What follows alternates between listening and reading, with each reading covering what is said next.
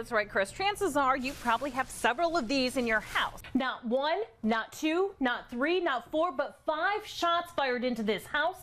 The scariest part, Jennifer's 13-year-old son was sitting right inside. Going door to door, showing the little boy's picture, hoping someone would know who he is. Yes, as Sam just said, you need to have these to be safe. I have my glasses. I am ready. They are handing these out here at the Great Lakes Science Center today. They have a ton of activities, as you can see right behind me. The postal worker managed to get the woman's keys. He went to a neighbor and asked them to call 911.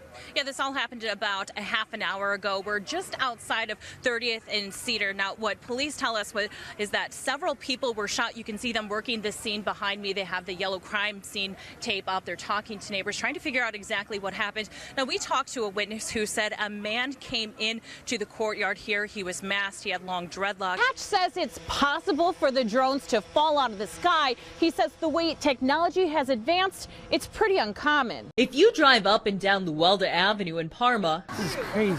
It's stop and go traffic at times. It was on Google. We were on Pleasant Valley, and now we're Googling.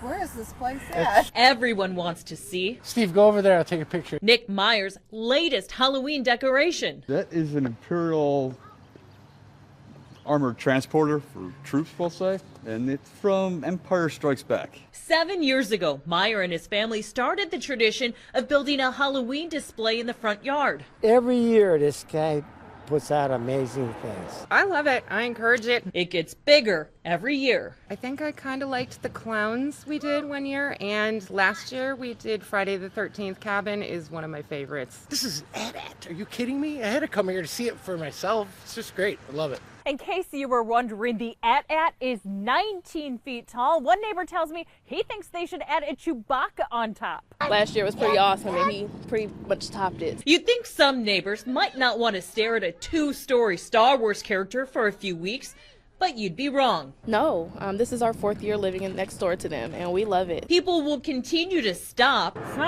to look, You get us? and take their picture. Do you know who this is? No, it's been nonstop since it's been up. Until the first week of November, when they take it down. But it's pretty popular. And then it's brainstorming time to find a theme for next year. Who knows what he's going to come up with for next year.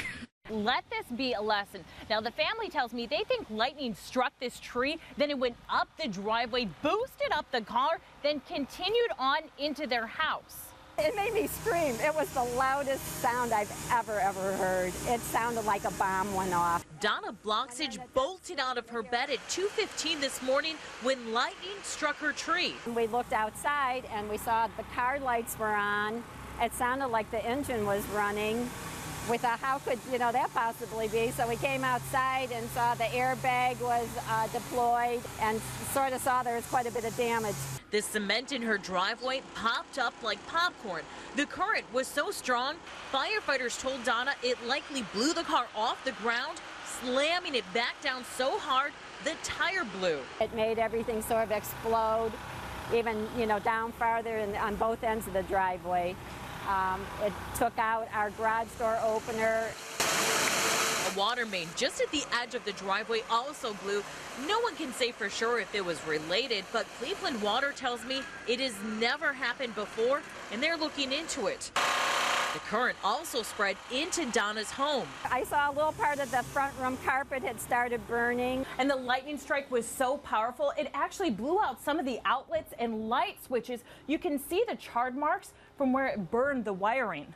It could have started a fire, and that would have been devastating. I had no idea he would message me later last night saying he was the suspect, and police had him surrounded. Just before 9 o'clock Monday night, I got a tip police were surrounding a house for a possible suspect from the triple murder in North Royalton. Almost an hour later, I got a message from a man who was friends with the victim, a man who I tried to meet up with for an interview earlier that day. Here is part of our exchange. George Brinkman said to me, Valley Forge Drive, Brunswick, hostage situation, please come. Cops came for me. I'm barricaded. No lies. And I told him, get out of the house, hands up.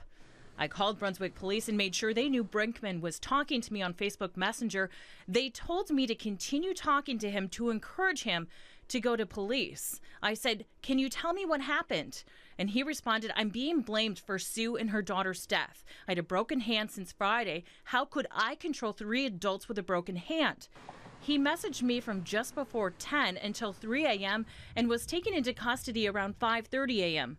I tried to get him to talk to police. I said, "Please continue to talk to them. Please let me know if I can do anything." George responded, "Just let everyone know that I would never hurt Sue or the kids. I loved them too much." And just to be clear, when I asked him for an interview, I did not know that he was a suspect. We talked to dozens of people on Facebook like Brinkman every day for stories.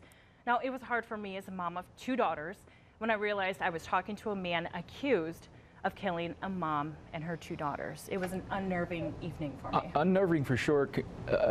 Great job keeping your composure in all of this.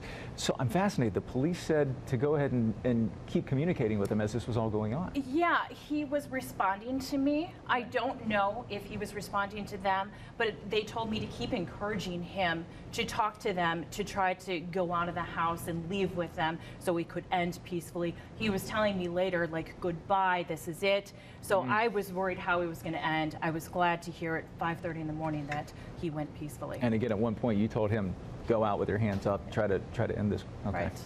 All right, very good. Lacey, Chris, great job.